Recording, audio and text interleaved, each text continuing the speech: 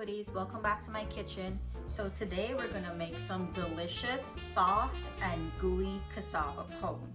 So I have all of my ingredients here and I'm gonna tell you about everything that I have. So here I have about 2 pounds of cassava that I already peeled and chipped into small pieces. I have 1.5 cups evaporated milk, 1 3/4 cup of white sugar, 1.5 tablespoon of vanilla essence, 1 teaspoon of black pepper, 1/4 teaspoon of salt, 1/4 teaspoon of cinnamon, and 1.5 teaspoon of ground nutmeg. This is how I like to make my pone, and this is everything that I usually put inside. So what I usually like to do, I'll take my cassava and my milk and I'll blend it up. You can grate it as well if you like, but the blender is much faster and I like to do it that way.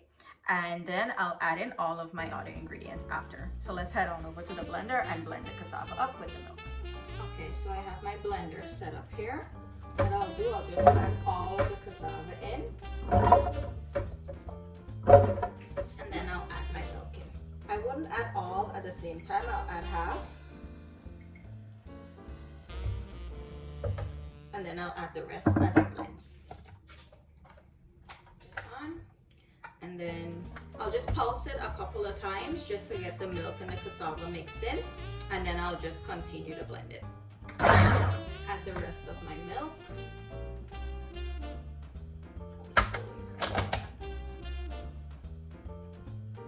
And then put it on low again. Our cassava is all done and blended in.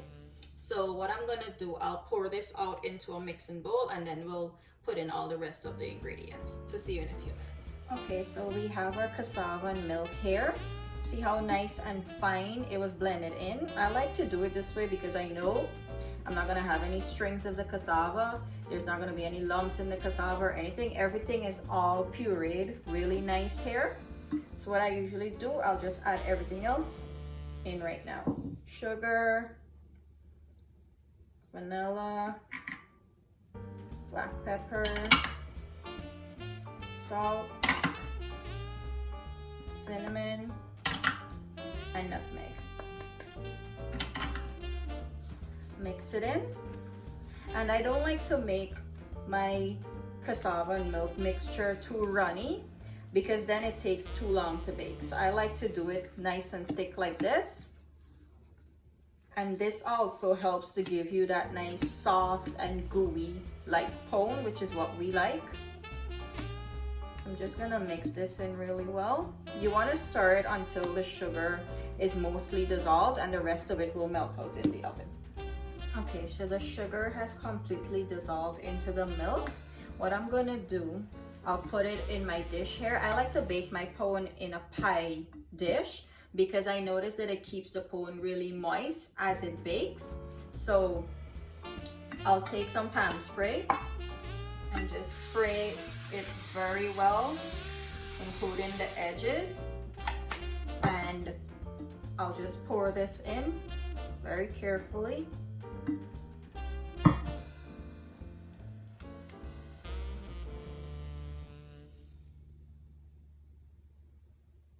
Make sure to scrape and get everything out.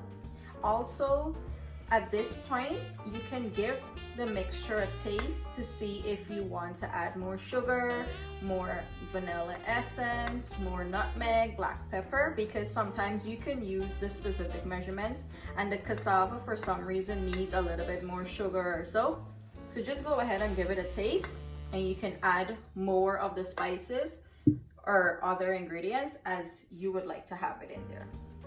So what I usually do,